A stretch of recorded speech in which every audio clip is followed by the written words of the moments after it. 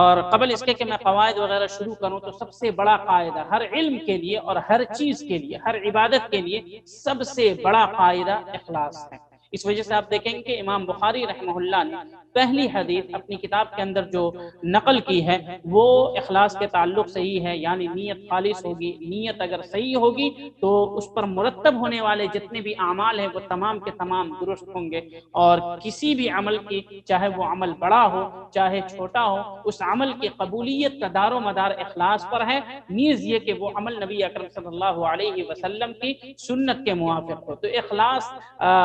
ہر جگہ پر اہم ہے، اس کے بنا کوئی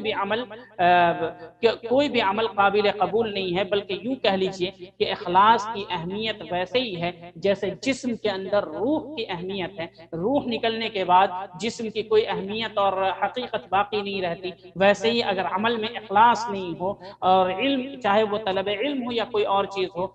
تو اس کی اہمیت باقی نہیں رہتی ہے۔ اس لیے اخلاص کا پیدا کرنا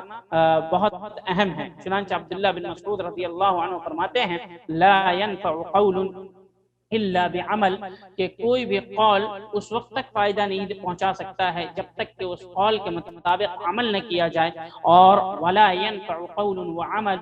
الا بنیت، اور کوئی بھی قول و عمل اس وقت تک مفید نہیں ہو سکتا جب تک کہ نیت خالص نہ کی جائے، ولا ينفع قول عمل ونیت الا بما يوافق السنہ، اور قول و عمل اور نیت کے اخلاص کے بعد سنت کے مطابق عمل کا ہونا ضروری ہے۔ اگر قول و عمل کو اللہ رب العالمین کے ہاں پیش کرنا ہے اور اللہ کی رضا حاصل کرنی ہے اس قول و عمل کے ذریعے سے، تو ضروری ہے کہ عمل کے اندر اخلاص اور نبی اکرم صلی اللہ علیہ وسلم کی سنت کی موافقت پائی جائے۔ اور مزید ویڈیوز کو دیکھنے کے لیے آپ ہمارے YouTube چینل کو سبسکرائب کریں۔ فجزاکم اللہ خیرا۔